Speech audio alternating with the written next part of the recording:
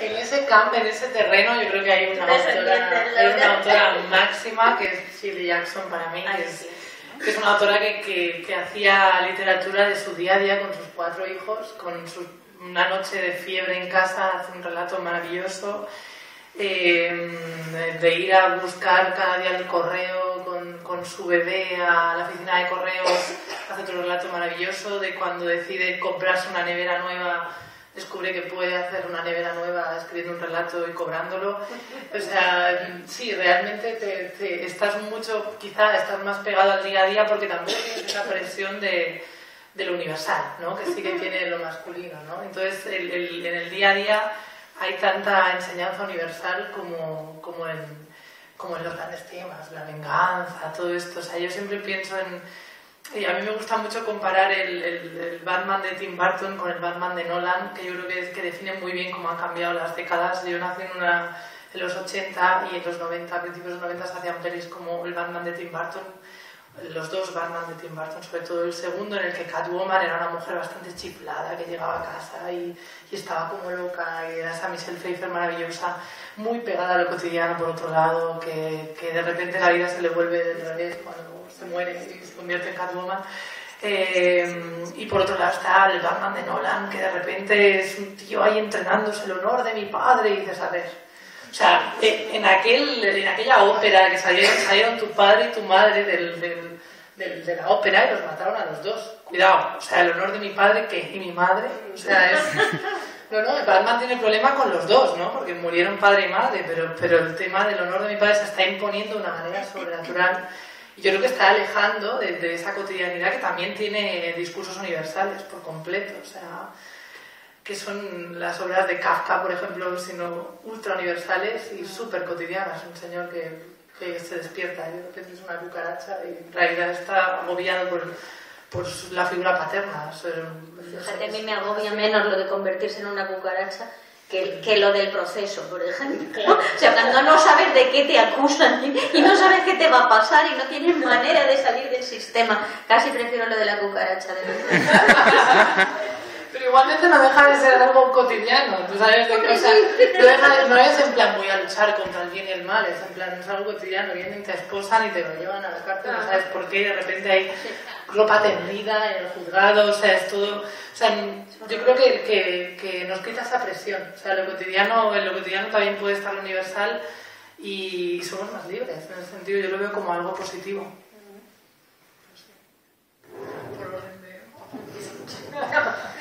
Bueno, pues a mí este tema tampoco me gusta mucho, como la publicidad, porque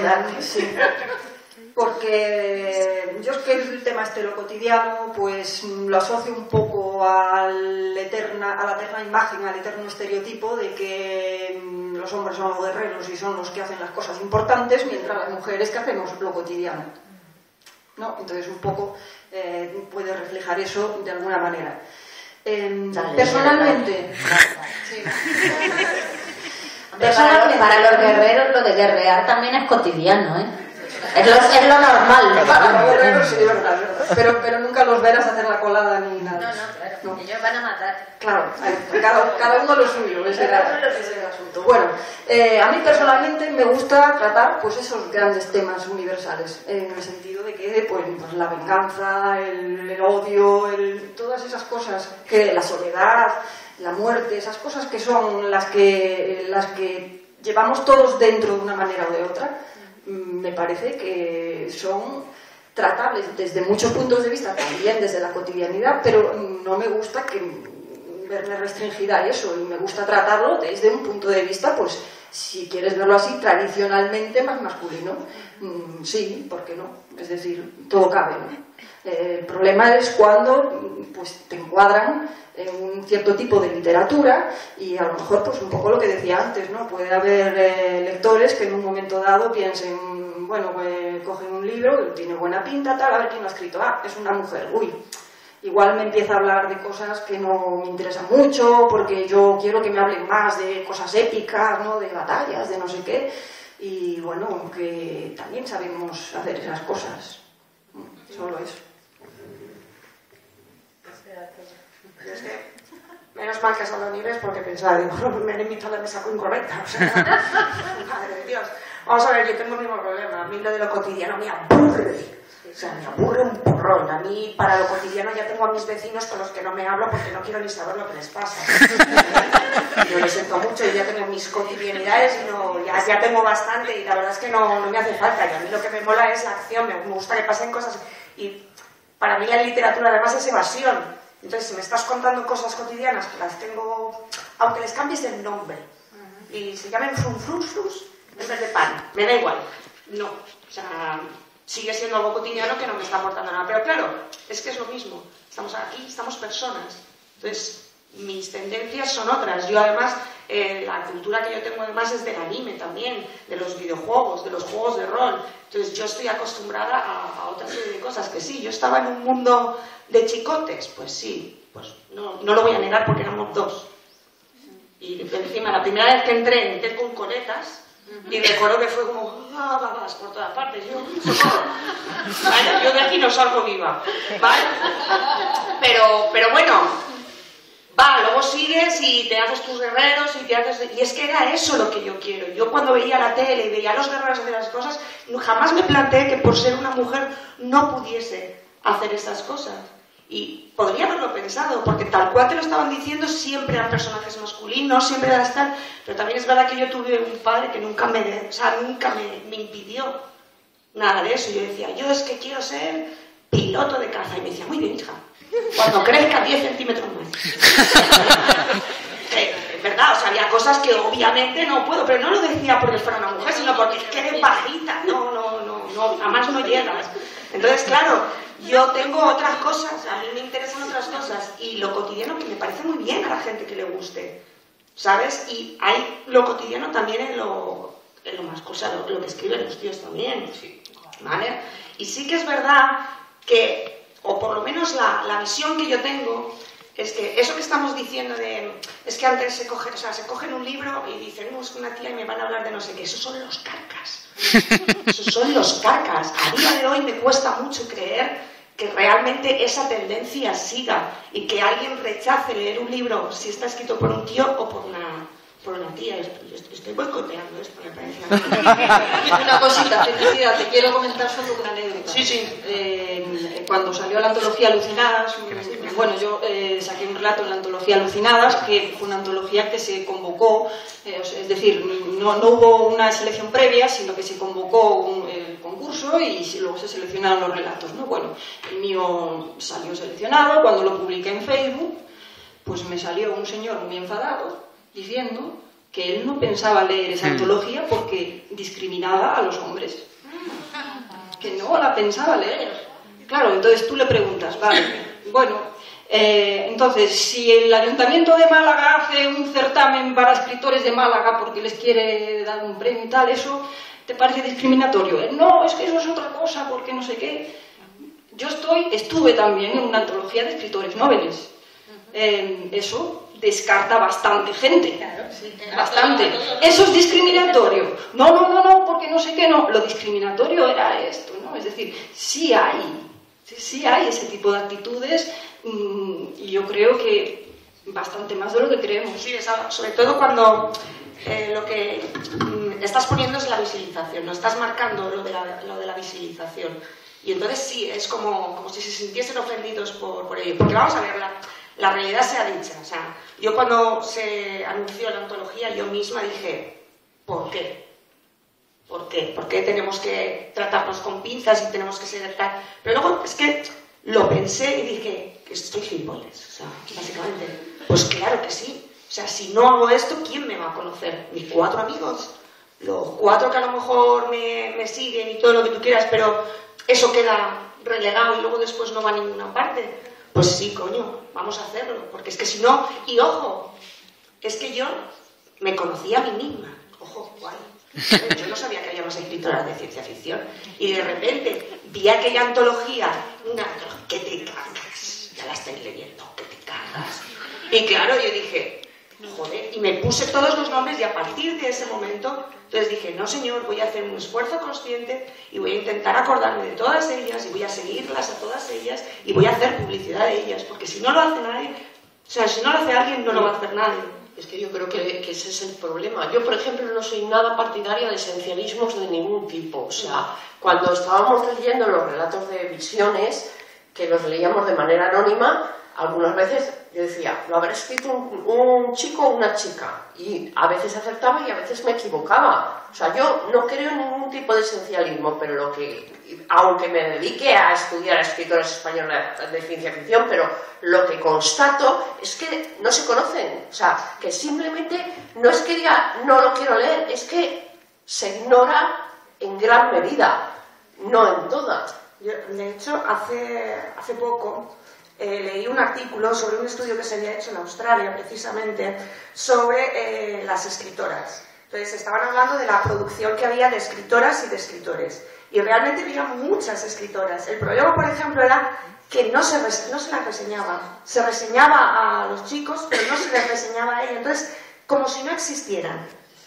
O sea, era así. Y hay un montón, pero no se habla de ellas. Sí, pero es lo que pasa en España también, y no en la ciencia ficción, sino que de verdad en todo, en general. En cualquier revista literaria, en cualquier suplemento, si hay 10, por ejemplo, suele haber una mujer, casi siempre muerta, y con mucha frecuencia, sí, casualmente, y con mucha frecuencia poeta y eslava o rusa, o sea, así como lejana y exótica y muerta. Y luego los demás son hombres, y a veces reseñan también un diccionario o una gran obra de consulta o una cosa por el estilo. Y las mujeres, pues a menos que tengan un aniversario grande o cualquier cosa así, normalmente se pasa por encima de ellas. Y en general son las mujeres las que más leen y las que más venden.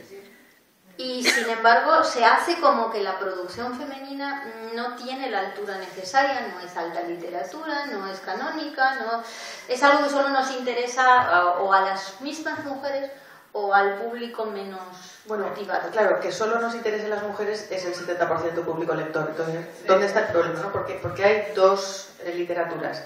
Porque Javier Marías a lo mejor tiene literalmente 10 veces menos lectores que cualquier autora de romántica, y sin embargo ninguna autora de romántica jamás va a tener la oportunidad de que sus libros sean reseñados, lleguen a los suplementos literarios o sean candidatos a premio Nobel, ¿no? Este es como precisamente el problema. Yo creo que está relacionado con los temas. Pero bueno, os suelto el último, que os va a encantar. Tú puedes no contestar si quieres, cariño. A ver, una vez Laura me dijo una cosa preciosa. Me dijo, cuando tú eres hijo, aprendes a recibir, pero cuando eres padre o madre, aprendes a dar, y te hacen falta esas dos partes para ser escritor. Entonces, yo sí que creo que todas las mujeres tenemos la sensación constante, tanto en el espacio público como en el privado, de que nuestro cuerpo está siendo juzgado, muchas veces en voz alta por desconocidos. Entonces, sí que ese extrañamiento, ese conflicto con nuestro propio cuerpo, a lo mejor tiene que llegar a resultados diferentes en la narrativa, forzosamente. ¿Puedo contestar? Esta vez sí que puedo contestar yo. Porque además yo, como siempre, he tenido muchos complejos al respecto y siempre he intentado reflejarlos.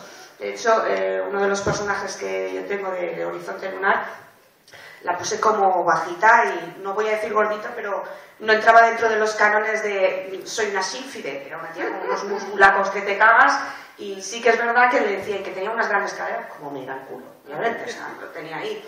Y sí que es verdad que siempre, de alguna forma, nunca, por ejemplo, en lo que escribo hablaré de la ropa que llevan, o si les hacían más atractivos o menos atractivos, pero sí que es verdad que el cómo los ven los demás siempre trato de meterlo en algún momento, porque lo he vivido, o sea, creo que todas lo hemos vivido, el que pasar, que se nos juzguen, incluso como autoras, parece que tenemos que posar las fotos así, ¿sabes? Para vender más, y sonreír, y siempre sonreír, y ser muy sonrientes y ser muy majas, porque si no, no vendes tantos, ¿no? Porque, que ojo, a ellos nos pasa igual, yo veo las mazas y me lo compro, o sea, soy muy triste en ese aspecto. Pero, ¿verdad? Porque yo me acuerdo que vino el de Metro 2033, que yo tenía su libro aparcado ahí hace un porronaco, y cuando vino al Celsius hace 2 años creo que fue, dije, bueno, ¿qué hago sin leérmelo? Capetón, ¿sabes? Pues sí. Pero sí que es verdad que parece que eso muy bien, pero a nosotras nos afecta más porque siempre tenemos un peligro, ¿no? Siempre vivimos en ese peligro de que nos va a pasar algo. Ya no es que nos juzguen o no nos juzguen, es que no solo es que te van a juzgar, sino que tienes el peligro de que te vaya a pasar algo. Y siempre estás con el miedo. Yo cuando llaman a casa, si estoy sola, nunca abro. Porque no me atrevo. ¿En serio que vives con miedo por ser mujer? Yo no. Yo sí, porque vamos a ver, hace poco alguien me decía, eso es exagerado. Yo me acuerdo salir a las 7 de la mañana para ir a trabajar, era un miércoles, me parece a mí. Y yo iba al garaje con el coche y de repente se me cruza un tío y me dice, ¿qué? ¿Follamos en el portal? Y yo, las 7 de la mañana, vete a currar, ¿qué estás haciendo?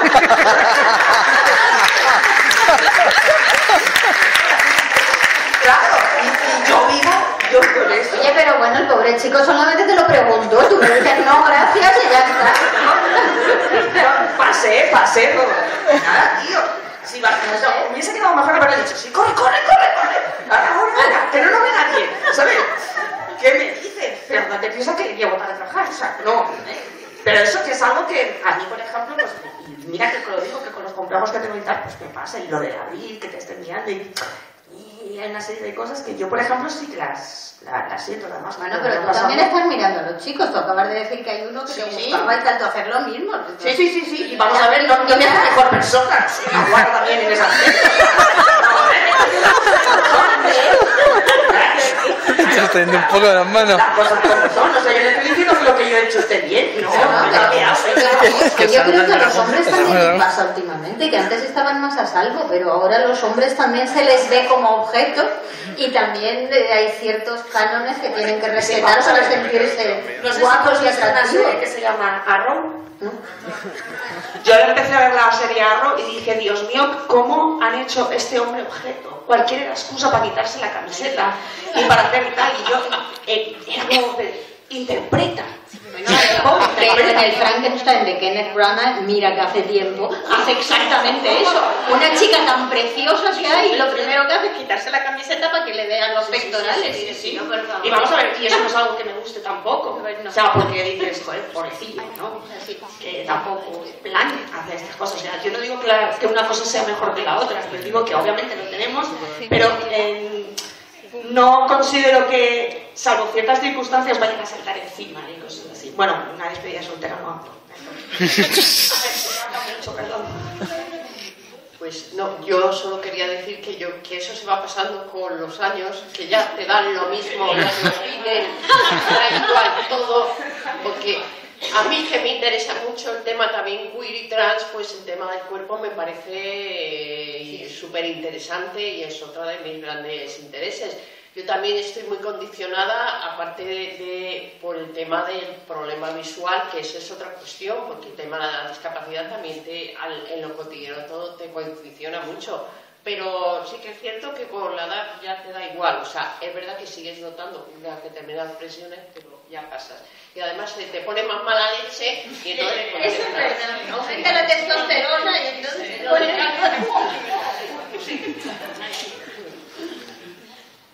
Bueno, en mi caso es que como cambio los géneros constantemente y además en Redrick fue una cosa semiconsciente lo de cambiar hombres por mujeres y tal, pero ahora en lo que sigo escribiendo normalmente me he acostumbrado a ponerle nombres de mujeres a los hombres y al revés, y es algo que me encanta, es decir, es como intentar diluir un poco el tema de la sexualidad para sentirte uno más. O sea, yo creo que es algo que quizá todas las que estamos aquí hemos crecido un poco sintiéndonos un poco más cercanos a los chicos que cada vez más con nuestros gustos, y entonces hacerlo real, eso con la literatura es algo que me gusta mucho, y cada vez que lo hago me divierto mucho, que los personajes de repente, las chicas se llamen Mike y los chicos se llamen Stephanie, me encanta. Ahí quería añadir una cosa, que quizá nosotras tampoco seamos el mejor ejemplo, porque nosotras somos lectoras de toda la vida. Y entonces cuando una es lectora de toda la vida, desde pequeñita, se acostumbra a identificarse con el protagonista masculino. Entonces, desde tus primeras lecturas, como no había una chica que estuviera en el centro, pues te tenías que acostumbrar a identificarte con el chico. Entonces, a nosotros yo creo que se nos ha diluido bastante eso. Pero yo creo que eso continúa. Hace poco tuve la suerte de poder entrevistar al creador de El asombroso mundo de Gumball, que es una serie que creo que hoy en día para mí está rompiendo moldes a nivel de género y que yo pensaba que puede ayudar en el futuro a que los niños no se vean como chicos y como chicas, sino como personas. Y me dijo que sí, que hay una regla no escrita, porque yo con otra amiga lo hablábamos bastante, sobre que las series de dibujos animados dirigidas a niños están siempre protagonizadas por un niño, siempre, es automático. Y que en cambio las sitcoms siempre están protagonizadas por chicas, pues las Hannah Montana de turno, o iCarly o cosas así, porque consideran, hay estudios, se dice en Hollywood, que consideran que las chicas nos pasamos rápidamente a la sitcom y entonces ¿para qué vamos a perder el tiempo creando personajes femeninos que no sean Peppa Pig, que son preescolares y demás? Y entonces lo que produce eso es el doble efecto, el doble filo, es que las chicas empatizamos siempre desde niñas con personajes masculinos y al revés nunca ocurre. Porque yo ahora que tengo un hijo de 7 años, le cuesta empatizar con personajes femeninos. El otro día fuimos a ver Buscando a Dory y él salió creyendo que Dory era un chico, porque era azul. Entonces le llama el Dory. En cambio la niña ha entendido perfectamente que es Dory chica. Entonces yo creo que también hay una lógica perversa en todo el tema infantil que nos hace crecer así, pero totalmente de acuerdo en que nosotras hemos sido siempre el chico. Yo quería ser Indiana Jones, no quería ser la chica, obviamente.